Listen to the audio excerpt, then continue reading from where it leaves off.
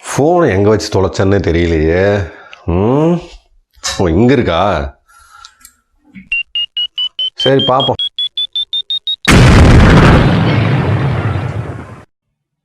இப்போதானடா charge போட்டேன் phone, அதுக்குள்ளே என்னடா 20% குறைஞ்சிருச்சு.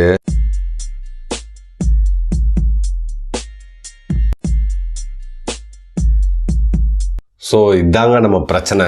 எல்லாருக்குமே பார்த்திங்கன்னா வந்து ஸ்மார்ட் ஃபோனில் வந்து பார்த்திங்கன்னா பேட்டரியே சுத்தமாக நிற்காது. எப்படியா வந்து இந்த ஸ்மார்ட் ஃபோனை தூக்கி போட்டு வேறு நல்ல பேட்டரி ஃபோனாக வாங்கணும் அப்படின்றது எல்லாருமே ஒரு பெரிய விஷயமா இருக்கும். ஸோ இதெல்லாம் வந்து நம்ம கவுண்டர் பண்ணோம் அப்படின்னு நினச்சிங்கன்னா வந்து இந்த வீடியோ ஃபுல்லாக ஸ்கிப் பண்ணால் பாருங்கள். இப்போ வாங்க வீடியோக்குள்ளே போயிடலாம். இதில் நம்ம பார்க்க போகிற ஃபஸ்ட்டு டிப்பு என்ன அப்படின்னு பார்த்தீங்கன்னா ஆட்டோ பிரைட்னஸ் சென்சார். இப்போ வந்து நம்ம ஸ்மார்ட் ஃபோன்ஸில் எல்லாருக்குமே தெரியும் ஆட்டோ பிரைட்னஸ் சென்சார் வந்து டிஃபால்ட்டாக வந்துடும். இப்போ வந்து நிறைய ஃபோன்ஸில் கொடுத்துருப்பாங்க. சில ஃபோன் சாம்சங் மாதிரி சில பழைய ஃபோன்ஸ்லாம் பார்த்தீங்கன்னா வந்து செல்ஃபி கேமரா யூஸ் பண்ணி அந்த ஆட்டோ பிரைட்னஸ் சென்சாரை வந்து அது சென்சார்னு சொல்ல முடியாது, ஏன்னா சாம்சங் வந்து நிறைய ஃபோனில் வந்து அந்த சென்சாரை ஸ்கிப் பண்ணியிருக்காங்க. ஸோ அதை கேமரா மூலிமா சாம்சங் வந்து எனேபிள் பண்ணியிருப்பாங்க. சில மாடல்ஸ்லாம் பார்த்தீங்கன்னா நமக்கு ஆட்டோ பிரைட்னஸ் சென்சார்ன்றது நமக்கு நேச்சுரலாக சென்சாராகவே நமக்கு ஃபோனில் வந்திருக்கும். இப்போ அதை வந்து கண்டினியூஸாக நம்ம வந்து யூஸ் பண்ணிட்டு இருந்தோம் அப்படின்னு பார்த்தீங்கன்னா வந்து பேட்டரியோட ஹெல்த் வந்து கண்டிப்பாக வந்து ரொம்ப அடி வாங்கும் அப்படின்னு சொல்ல முடியாது, கொஞ்சம் கண்டிப்பாக அடி வாங்கும். அது கண்டினியூஸாக வந்து பேக்ரவுண்டில் ஒர்க் பண்ணிகிட்டே இருக்கும். நம்ம ஒரே இடத்துல இருக்க மாட்டோம், டக்குன்னு வெளியே போவோம், உள்ளே வருவோம், வெளிச்சத்துக்கு போவோம், மறுபடியும் இருட்டுக்கு வருவோம். அப்படி அந்த மாதிரி கண்டிஷனில் நம்ம யூஸ் பண்ணிகிட்டே இருக்கும்போது என்ன ஆகும்னா அது கண்டினியூஸாக வேலை செஞ்சுட்டே இருக்கும். அதனால் பிரைட்னஸ் வந்து நீங்கள் ஒரே இடத்துல கரெக்டாக ஸ்லைடராக வந்து நீங்கள் மெயின்டைன் பண்ணிங்கன்னா ஓரளவுக்கு இதில் பேட்டரி சேவ் பண்ணிடலாம். ரெண்டாவது பார்க்க ஒரு டிப்ஸ் என்ன அப்படின்னு பார்த்தீங்கன்னா அந்த சார்ஜர், அந்த ஃபோன் கூட அந்த சார்ஜரை மட்டும்தான் நம்ம யூஸ் பண்ணணும். அதுதான் வந்து ரொம்ப ஒரு அட்வைசபிள்னு நான் சொல்லுவேன். ஏன் அப்படின்னு கேட்டிங்கன்னா நமக்கு வந்து வேறு ஒரு சார்ஜரை வந்து ஃபாஸ்ட் சார்ஜரை சப்போர்ட் பண்ணாத ஃபோன் கூட வந்து நம்ம கனெக்ட் பண்ணி சார்ஜ் ஏற்றும்போது பார்த்திங்கன்னா அது அவுட்புட் வந்து பார்த்திங்கன்னா சம்டைம்ஸ் வந்து ஈவனாக இருக்கும், சம்டைம்ஸ் வந்து பார்த்திங்கன்னா கொஞ்சம் மிஸ்மேட்ச் ஆகிறதுக்கு நிறைய வாய்ப்பு இருக்குது. இன்னொரு விஷயம் என்னென்னா நம்ம அந்த பாக்ஸில் வர கேபிள்ஸே வந்து அந்த சார்ஜரே வந்து யூஸ் பண்ணும்போது பேட்டரி லைஃப் நல்லாவே இருக்கும். ஸோ நீங்கள் அதை விட்டுட்டு வேறு சார்ஜரை கனெக்ட் பண்ணும்போது பார்த்திங்கன்னா வந்து அதுக்கு வந்து மிஸ்மேட்ச் ஆகிறதுக்கு நிறைய வாய்ப்பு இருக்குது. நிறைய பேர் சொல்லி நீங்களே கேள்விப்பட்டிருப்பீங்க. அதனால் மேக்ஸிமம் ஃபோன் கூட அந்த சார்ஜரை யூஸ் பண்ணுறது வந்து ரொம்ப நல்லது அப்படின்னு நான் சொல்லுவேன். மூணாவது டிப்ஸ் என்ன அப்படின்னு பார்த்தீங்கன்னா நம்ம வந்து சார்ஜ் கண்டினியூஸாக போட்டே இருப்போம். இப்போ என்னென்னா நம்ம வந்து ஃபோனை வந்து 0 to 100 வந்து போடுவோம். அதை வந்து ஒரு மேக்ஸிமம் ஒரு 5 சைக்கிள் வந்து மெயின்டைன் பண்ணுறோம் அப்படின்னு வச்சுக்கிட்டிங்கன்னா நம்ம 0 to 100 அப்படின்னும் போது 5 into நமக்கு 100 டைம்ஸ் வந்து நமக்கு சார்ஜ் ஆகிட்டே தான் இருக்கும். இதே 50 to 100 அப்படின்னும் போது பார்த்திங்கன்னா 50% தான் சார்ஜ் எடுத்துக்குது. ஸோ அதனால் ஃபோனை வந்து ரொம்ப ட்ரெயின் பண்ணாமல் அதை வந்து நம்ம வந்து 40% இருக்கும்போதோ 50% இருக்கும்போது மறுபடியும் சார்ஜ் பண்ணும்போது பார்த்திங்கன்னா அதோட பேட்டரி லைஃப் வந்து கண்டிப்பாக எக்ஸ்ட்ரான் ஆகும். ஏன்னா 0 to 100 வந்து ஒரு 10 டைம்ஸ் சைக்கிள் கவுண்ட் பண்ணும்போது 50 to 100 50 அதோட பாதி தான். ஸோ அதனால் மேக்ஸிமம் நீங்கள் வந்து ஃபுல்லாக ட்ரெயின் பண்ணாமல் பேட்டரி லோ பண்ண விடாமல் அதோட பேட்டரியோட ஹெல்த்தை மெயின்டைன் பண்ணோம் அப்படின்னா நம்ம வந்து 50 to 100 அப்படின்ற ஒரு விஷயத்தை வந்து நமக்கு சார்ஜிங் சைக்கிளை மெயின்டைன் பண்ணுறது ரொம்ப நல்லது அப்படின்னு நான் சொல்லுவேன். நாலாவது முக்கியமான டிப்ஸ் என்ன அப்படின்னா இது கண்டிப்பாக வந்து எல்லாருமே வந்து ஃபேஸ் பண்ணிட்டு தான் இருப்பீங்க. இப்போயும் பேக்ரவுண்ட் ஆப் நோட்டிஃபிகேஷன்ஸ் இது பார்த்திங்கன்னா நமக்கு வந்து ஸ்மார்ட் ஃபோன்ஸில் நிறைய பிரச்சனை இதனால் வந்து நிறைய நடந்து தான் இருக்குது. இப்போ நிறைய யூஐயில் பார்த்திங்கன்னா சாஃப்ட்வேர் யூஐயில் பார்த்திங்கன்னா ஆட் எக்கச்சக்கமாக வந்துகிட்டே தான் இருக்குது. ஸோ அதனால் வந்து புஷ் நோட்டிஃபிகேஷன்ஸ் வந்துகிட்டே இருக்கும். ஸோ அந்த பேக்ரவுண்டில் வந்து அப்போ வந்து ஆப் வந்து ரன் ஆகிட்டே இருக்கும். அது ரன் ஆக என்னென்னு பார்த்தீங்கன்னா ரேம் வந்து ஃபில் ஆகி ஸோ ஃபோன் வந்து ஸ்லோ பண்ணும். அந்த ஃபோனு ஸ்லோ பண்ணும்போது என்னென்னு பார்த்தீங்கன்னா பேட்டரி வந்து அதிகமாக புஷ் பண்ணும். எதனால் புஷ் பண்ணும் அப்படின்னு பார்த்தீங்கன்னா நமக்கு வந்து அந்த பேக்ரவுண்ட் நீங்கள் அந்த ஆப் வந்து ரன் ஆகிட்டே இருக்கும்போது அது பேட்டரி கன்சியூம் பண்ணிகிட்டே இருக்கும். எதனால் நம்ம சடனாக கண்டுபிடிக்க முடியாது. ஸோ அதனால் எந்த ஆப் வந்து உங்களுக்கு நோட்டிஃபை பண்ணணும், லாக் ஸ்க்ரீனில் நோட்டிஃபை பண்ணணுமா இல்லை ஹோம் ஸ்க்ரீனில் நோட்டிஃபை பண்ணணுமா அப்படின்னு தயவு செஞ்சு சூஸ் பண்ணுங்கள். ஏன்னா பேக்ரவுண்ட் ஆப்ஸ் பார்த்திங்கன்னா வந்து நமக்கு தெரியாமல் நமக்கு நிறைய கன்சியூம் பண்ணிகிட்டே இருக்கும் டேட்டாவை. அது வந்து நிறைய கேட்ச் ஃபைல்ஸ் வந்து பில்ட் பண்ணும். ஒரு ஆப் இன்ஸ்டால் பண்ணுறீங்கன்னு வச்சுக்கோங்களேன், அது வந்து ஆண்ட்ராய்டை பொறுத்தவரையும் ஒரு நீங்கள் ஃபைல் மேனேஜர் போய் பார்த்தீங்கன்னா அது வந்து ஒரு ஃபோல்டராக வந்து அந்த நேமில் வந்து சேவ் ஆயிரும். உதாரணம் கேமரா இருக்குன்னா கேமராவுக்கு ஒரு ஃபோல்டர் இருக்கும். ஈவன் எந்தெந்த சிங்கிள் ஆப்புக்கு வந்து பார்த்திங்கன்னா ஆண்ட்ராய்டு வந்து ஒரு ஃபோல்டர் மாதிரி கிரியேட் பண்ணி கேட்ச் ஃபைல்ஸ் எல்லா ஃபைல்ஸும் பில்ட் பண்ணிக்கும். சேம் சிஸ்டத்துக்கு எப்படி பண்ணுறோமோ அந்த மாதிரி. ஸோ அதனால் பேக்ரவுண்ட் ஆப் மேனேஜ்மெண்ட்ன்றது ரொம்ப முக்கியமான விஷயம். அதனால் தேவையான ஆப் பர்மிஷன்ஸ் கொடுத்து அதை வந்து நம்ம கரெக்டாக மெயின்டைன் பண்ணணும் அப்படின்றதான் வந்து என்னோட கருத்து. நீங்களும் அதை தயவுசெய்து மெயின்டைன் பண்ணுங்கள். நம்ம பார்க்க போகிற 5வது டிப்ஸ் என்ன அப்படின்னு பார்த்தீங்கன்னா லைவ் வால்பேப்பர். இது பார்த்திங்கன்னா நிறைய பேருக்கு இதை விரும்புவாங்க. வீடியோ வந்து நம்ம லைவ் வால்பேப்பராக வைக்கிறது, ஃபோட்டோ, அப்புறம் வந்து நிறைய அந்த 360 வால்பேப்பர்ஸ் இந்த மாதிரிலாம் யூஸ் பண்ணுறது அப்படின்றது எல்லாருமே வந்து ரொம்ப பிடிக்கிற விஷயம்.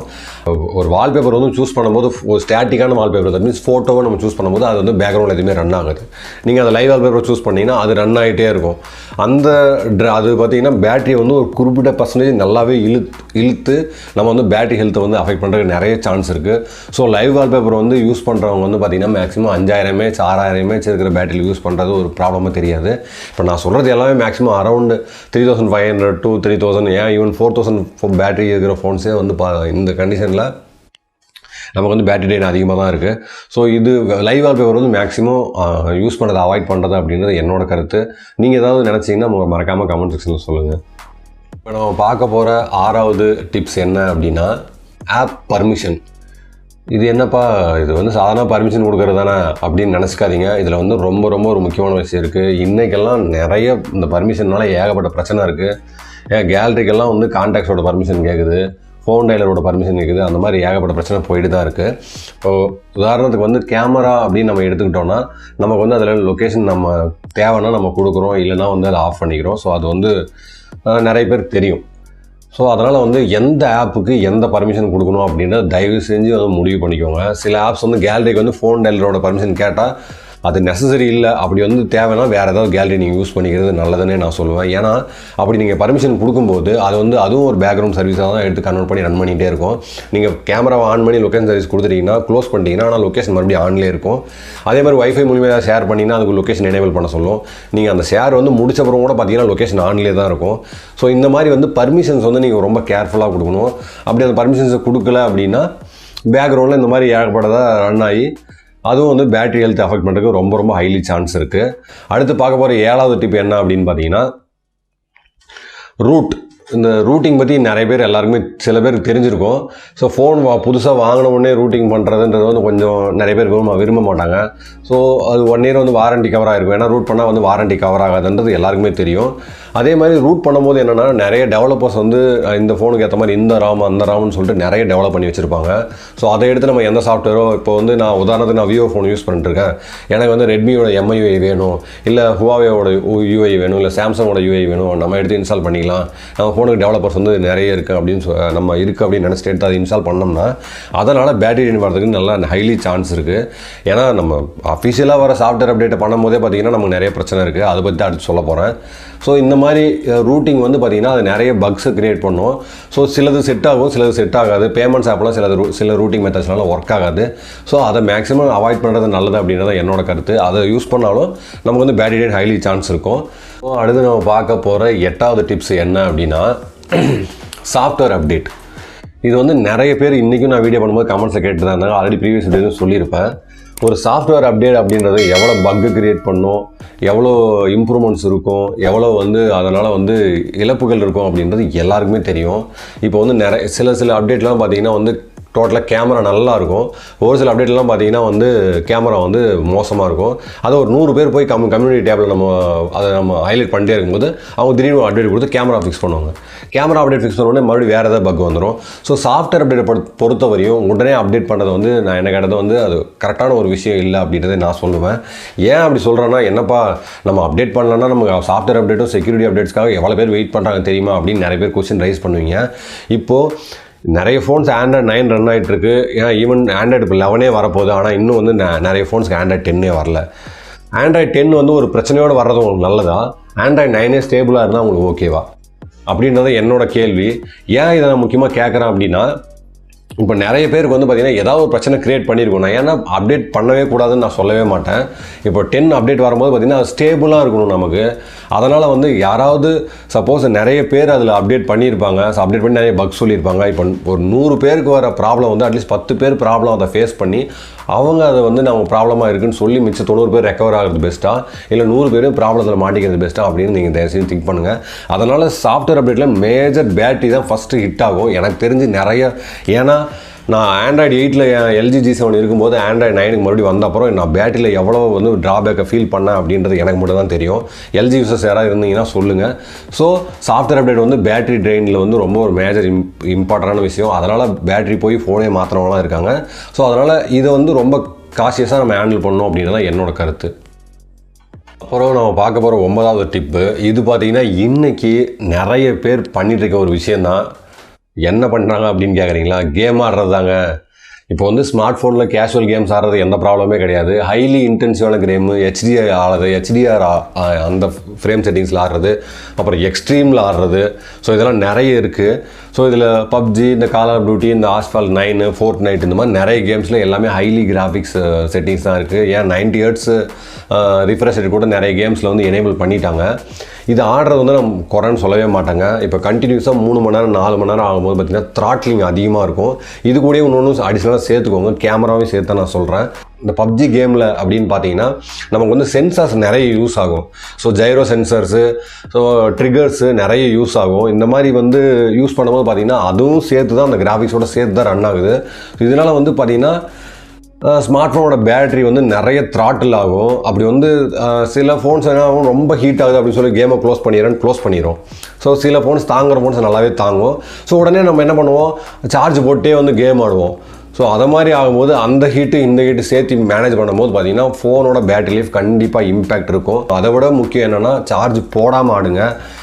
அப்புறம் வந்து கேம் ஆடிட்டு அட்லீஸ்ட் வந்து அந்த ஃபோனை வந்து கொஞ்ச நேரம் ரெஸ்ட் விட்டு சார்ஜ் போட்டு மறுபடியும் ஒரு கேப் விட்டு அந்த நம்ம கேம் ஆடும்போது அந்த ஸ்மார்ட் ஃபோனோட பேட்டரி லைஃப் நல்லாவே இருக்கும். இதில் அடிஷ்னலாக இன்னொரு விஷயம் என்னென்னா, கேமராக்கும் சேம் இதே தான். வீடியோ எடுக்கும்போது நீங்கள் கண்டினியூஸாக வீடியோ ஷூட் பண்ணிட்டுருந்தீங்க அப்படின்னா, ஈவன் வித் லொக்கேஷனோட ஷூட் பண்ணிட்டுருக்கீங்க, இல்லை வேறு ஏதாவது சென்சார் வந்து பேக்ரவுண்டில் ரன் ஆகிட்டுருக்கு அப்படின்னு அந்த சுச்சுவேஷன்லாம் நம்ம பார்த்தோம்னா, ஸோ அதுவும் வந்து பேட்டரி தாட்டலுக்கு நிறைய இருக்கும். ஸோ வீடியோஸ் பண்ணும்போது கட் பண்ணி கொஞ்சம் கேப் விட்டு வீடியோ எடுக்கும்போது ஸோ கொஞ்சம் அதுலேயும் கொஞ்சம் பேட்டரி லைஃப் இம்ப்ரூவ் ஆகும். இதெல்லாம் நான் ஃபேஸ் பண்ண இஷ்யூஸு. கொஞ்சம் இதெல்லாம் நான் சார்ட் அவுட் பண்ணியிருக்கேன் அப்படின்னு தான் நான் நினைக்கிறேன். நீங்கள் என்ன நினைக்கிறீங்க அப்படின்ற கமெண்ட் செக்ஷனில் சொல்லுங்கள். கடைசியாக பார்க்க போகிறது என்ன அப்படின்னா, வாட்டர் டேமேஜுக்கும் பேட்டரிக்கும் என்னப்பா சம்மந்தம்? என் ஃபோனில் வாட்டர் ரெசிஸ்டண்ட்டே கிடையாது, நான் தண்ணியில் போடாமல் பத்திரமா வச்சுருக்கேன் அப்படின்னு நீங்கள் சொன்னீங்கன்னா கூட, நீங்கள் இப்போ வந்து ரெயின் ஸ்பில்லேஜ் நமக்கு வந்து வெளியே போகும்போது மழை தண்ணி படுறதோ இல்லை நிறைய டஸ்ட்டு வந்து பார்த்திங்கன்னா நம்ம வீடு ஃபுல்லாக நம்ம கண்ணுக்கு தெரியாத டஸ்ட் நிறைய இருக்குது. ஸோ அங்கே எங்கே நம்ம ஃபோனை எங்கேயா கொண்டு போய் வைப்போம், கிச்சனில் வைப்போம், எங்கேயா மறந்து வச்சுருவோம், பெட்டில் வச்சுருவோம், அங்கங்கே டஸ்ட்டு நிறைய அக்குமுலேட் ஆகிருக்கும். இந்த டஸ்ட் எல்லாம் பார்த்தீங்கன்னா வந்து ஒரே இடத்துல ஃபோனில் தங்காது. சில டைம் நீங்கள் க்ளீன் பண்ணுவீங்க, மேலே வந்து நம்ம சாதாரணமாக க்ளீன் பண்ணி விட்ருப்போம், இல்லை அதை எடுத்து வேறு டெம்பர் கிளாஸ் போடுவோம். இந்த பிரச்சனைலாம் எல்லாருமே வந்து நார்மலாக ஃபேஸ் பண்ணுறதான். ஆனால் அந்த டஸ்ட்டு கொஞ்சம் கொஞ்சமாக உள்ளே போகுங்க. அதை வந்து ஒரு நாள் சர்வீஸ் சென்டரில் கழட்டி நம்மகிட்ட கண் முன்னே காட்டுவாங்க. பாருங்கள், உங்கள் ஃபோன் வந்து பார்த்திங்கன்னா லைட்டாக தண்ணி போட்டிருக்கு, அந்த கண்டக்டரில் பிரச்சனையாக இருக்குது, அதனால தான் பேட்டரி வந்து நிற்கலை அப்படின்னு நம்ம முன்னாடியே சர்வீஸ் சென்டரில் எடுத்து காட்டுவான். ஸோ இதனால் என்னென்னா, நீங்கள் மேக்ஸிமம் ஏதாவது கீழே விழுந்துருச்சு, தண்ணியில் தெரியாமல் போட்டிங்க, இல்லை வாட்டர் டேமேஜ் என் ஃபோன் இல்லை அப்படியே இருந்தாலும் வாரண்டியில் அது கண்டிப்பாக கிளைம் ஆகாது, அது வேறு விஷயம். அப்படியே போட்டிங்கனாலும் உடனே தயவு செஞ்சு கொண்டு போய் பக்கத்தில் இருக்க சர்வீஸ் சென்டரை கொண்டு போய் அங்கே பேட்டரியில் ஏதாவது கண்டிப்பாக டேமேஜ் ஆகிருக்கா அப்படின்னு மெயினாக பார்த்துக்கோங்க. ஏன்னா டிஸ்பிளே போச்சுன்னா நமக்கு ப்ராப்ளமே இல்லை. ஏன்னா டிஸ்பிளே போச்சுன்னா ப்ராப்ளம் இல்லைன்னு கேட்காதீங்க. டிஸ்பிளே போச்சுன்னா அதெல்லாம் அஃபெக்ட் ஆக போகிறது வெடிக்கிற மாதிரிலாம் ஒன்றும் ஆகாது. ஆனால் பேட்டரியில் தண்ணியோ ஏதோ பட்டு அது தெரியாமல் நீங்கள் சார்ஜ் பண்ண வெடிக்கிற ஆபத்து நிறைய இருக்குது. ஸோ அதனால் பேட்டரி வந்து ரொம்ப கேர் எடுங்க, அதை ரொம்ப ஹீட் ஆக விடாதீங்க. அப்படியே ஹீட் ஆனாலும் இப்போ நிறைய ஸ்மார்ட் ஃபோன்ஸில் நான் ஆல்ரெடி சொன்ன மாதிரி வந்து சார்ஜர் மட்டும் ஹீட் ஆகிட்டு ஃபோனை கூலாக வச்சுக்கிற ஃபாஸ்ட் சார்ஜஸ்லாம் நிறைய வந்துருச்சு. ஸோ இது ஃபர்தராக இம்ப்ரூவ் ஆகிற வரையும் வந்து நம்ம எந்த அளவுக்கு ஃபோனை வந்து சேஃபாக வச்சுக்கணும் அப்படின்றத நம்ம பார்க்கணும். ஸோ இதையும் எடுத்துக்கோங்க அக்கௌண்ட்டில். 10 டிப்ஸ் தானே அப்படின்னு கேட்குறீங்களா? போனஸாக ஒன்றே இருக்குது, அதையும் கண்டிப்பாக நான் சொல்லி ஆகணும். ஏன்னா இது நிறைய பேர் வந்து சில பேர் தெரிஞ்சிருக்கும், ஆனால் பண்ணிகிட்டே தான் இருப்போம். அது கண்டிப்பாக நான் உங்களோட சொல்லிடுறேன் என்னென்னு. இப்போ நம்ம ஸ்மார்ட் ஃபோனில் வந்து ஓடிஜி வந்து எனேபிள் ஆகி நிறைய ஸ்மார்ட் ஃபோன்ஸ் இருக்குது. ஸோ அது சி டைப்பும் இருக்கும், சில பேர் மைக்ரோ எஸ்பி சில டைம் யூஸ் பண்ணிகிட்டு இருப்பீங்க. ஸோ அந்த மாதிரி வந்து இப்போ என்னென்னா, ஒரு பென்ட்ரைவ் என்கிட்ட இருக்குது. ஸோ யார்கிட்ட வாங்குற எமர்ஜென்சியாக வந்து எனக்கு வந்து ஸ்டோரேஜ் பத்தலை, நான் கண்டிப்பாக காப்பி பண்ணணும் அப்படின்னு நினைக்கிறீங்க. ஸோ அப்படி காப்பி பண்ணும்போது என்ன பண்ணுவீங்க, டக்குன்னு அந்த பென்ட்ரைவ் ஆகி டக்குன்னு நீங்கள் சொருகிறீங்க. சொருகிட்டு ஸ்கேன் பண்ணியிருக்க மாட்டீங்க, ஒன்றும் பண்ணியிருக்க மாட்டீங்க. ஆனால் டக்குன்னு பார்த்தீங்கன்னா ஸ்மார்ட் ஃபோன் வந்து கண்ட பண்ணி ஏதோ பண்ணிட்டு கிடக்கும். நீங்கள் அந்த பென்ட்ரைவ் கலட்டின அப்புறம் சரி, அது இஜெக்டும் ஆகாது. சப்போஸ் அந்த பென்ட்ரைவில் வைரஸ் இருந்தால் அது வந்து பார்த்திங்கன்னா ஃபோனே அஃபெக்ட் பண்ணும், பேட்டரியை கண்டிப்பாக அஃபெக்ட் பண்ணும். இது வந்து போனஸ் டிப் நம்பர் 1.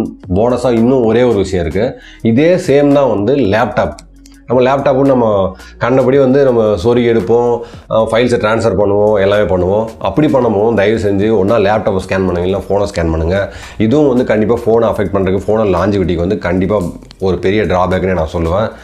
ஸோ நீங்கள் இந்த 10 டிப்ஸையும் மேக்ஸிமம் இந்த 10 ப்ளஸ் போனஸ் ஒரு 2 டிப்ஸையும் வந்து ஃபாலோ பண்ணிங்கன்னா மேக்ஸிமம் உங்கள் ஃபோனோட லாஞ்சிவிட்டி, பேட்டரி லைஃப் வந்து கண்டிப்பாக இம்ப்ரூவ் பண்ணலாம் அப்படின்றது என்னோட கருத்து. நான் ஏதாவது எனக்கு தெரியாமல் சொல்லாமல் விட்டுருந்தேன், வேறு ஏதாவது கருத்து அப்படி இருக்க உங்களுக்கு ஏதாவது தெரியும் இம்ப்ரூவ் பண்ணுறதுக்கு இருக்கும் அப்படின்னா மறக்காமல் அதையும் கமெண்ட் செக்ஷனில் லீவ் பண்ணுங்கள், அதையும் படித்து நான் ரிப்ளை பண்ணுறேன். ஸோ இவ்வளோ தான் இந்த வீடியோ பொறுமையாக பார்த்த எல்லாருமே வந்து ரொம்ப ரொம்ப தேங்க்ஸ். ஸோ வீடியோ பிடிச்சிருந்தா லைக் பண்ணுங்கள், ஷேர் பண்ணுங்கள், மறக்காமல் சப்ஸ்கிரைப் பண்ணுங்கள். அப்படியே நோட்டிஃபிகேஷன் ஐக்கானை கிளிக் பண்ணி ஆல்னு கொடுத்துருங்க. மறுபடியும் வேற ஒரு இன்ட்ரெஸ்டிங்கான வீடியோவில் உங்களை வந்து பார்க்குறேன். Bye from VM Tamil. தமிழால் இணைவோம், தமிழை விதைப்போம்.